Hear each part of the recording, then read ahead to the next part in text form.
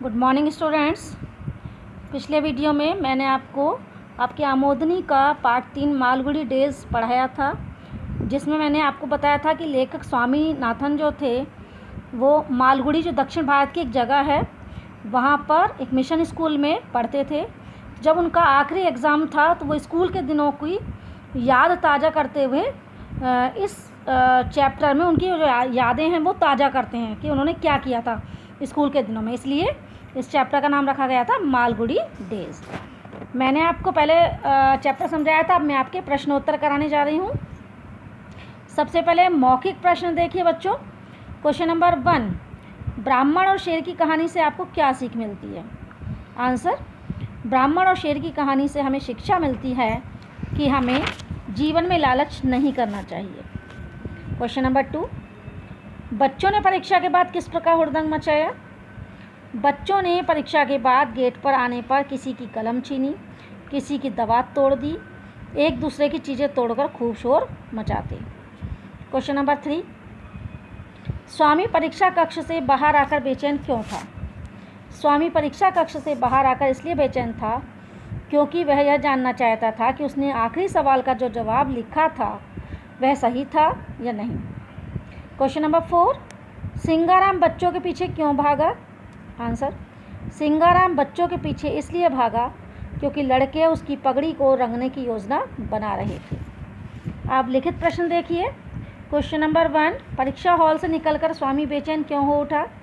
परीक्षा हॉल से निकलकर स्वामी बेचैन इसलिए था क्योंकि अभी भी कुछ बच्चे परीक्षा हॉल में बैठे लिख रहे थे। उसे लगा वह जल्दी बाहर आ गया है, साथ ही वह यह जानना चाहता था कि आखिरी सवाल का उसका जवाब सही था या नहीं। नेक्स्ट क्वेश्चन, ब्राह्मण और शेर की कहानी से क्या सीख मिलती है? ब्राह्मण और शेर की कहानी से यह सीख मिलती है कि लालच का परिणाम बुरा होता है। हेडमास्टर ने मंच पर आकर क्या कहा? हेडमास्टर ने मंच पर आकर यह कहा कि स्कूल जून 19 तारीख तक बंद रहेंगे और 20 जून को खुलेगा। बच्चों ने किस प्रकार हुड़दंग मचाया? बच्चे ऊंची आवाज़ों और चिल्लाहटों के साथ झुंड में रेले की तरह हॉल से बाहर आए और गेट पर पहुंचकर किसी की कलम तोड़ी, किसी की दवात तोड़ी, फिर खूब शोर मचाया।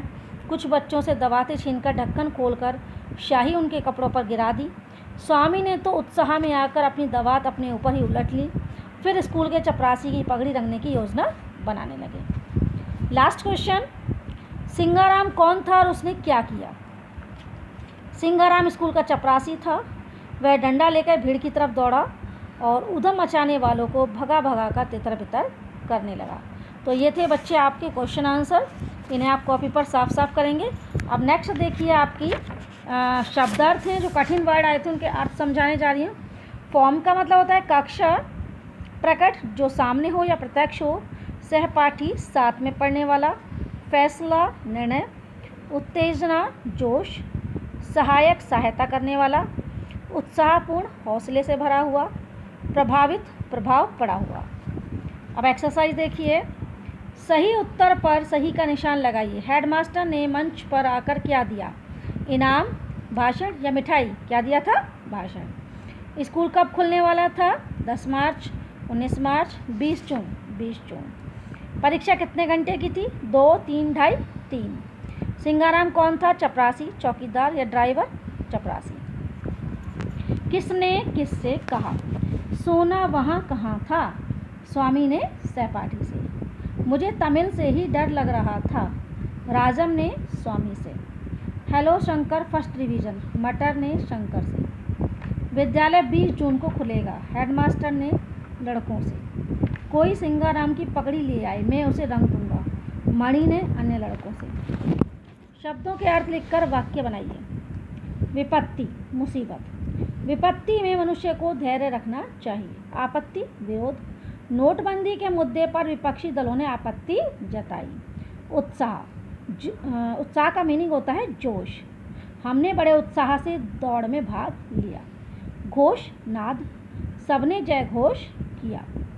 चीत्कार मीनिंग चिल्लाना। झूठी बातें सुनकर उसका मन चीत्कार कर उठा। अब कारक विभक्तियों का कारक चिन्हों का प्रयोग करना है इन वाक्यों में। तो दिए गए वाक्य में उचित कारक चिन्ह भरिए उस प्रश्न का उत्तर देने में उसे सिर्फ 1 मिनट लगा। सबके चेहरे पर खुशी थी। मैंने छुट्टियों डैश पढ़ने डैश नई किताबें ली हैं मैं और के लिए। उसने काम डैश व्यस्त होने डैश बहाना बनाया मैं और का। एक दूसरे डैश ऊपर स्याही गाकर खुशियाँ मनाई के। अब दिए गए शब्दों के बहुवचन रूप लिखिए। परीक्षा परीक्षाएं, छुट्टी छुट्टियाँ, पुस्तक पुस्तकें, दवात दवातें, चूड़ी चूड़ियाँ, पगड़ी पगड़ियाँ। अब इस कहानी में 4 परिमाणवाचक विशेषण ढूंढकर हमें लिखने हैं। तो पहला है बहुत ही कम, दूसरा है कुछ और दबाते, तीसरा है थोड़ा दोहराना और चौथा है छोटा सा भाषण। तो बच्चों आप इस सारे कार्य को अपनी कॉपी पर पूरा कर लेंगे। Thank you, have a nice day.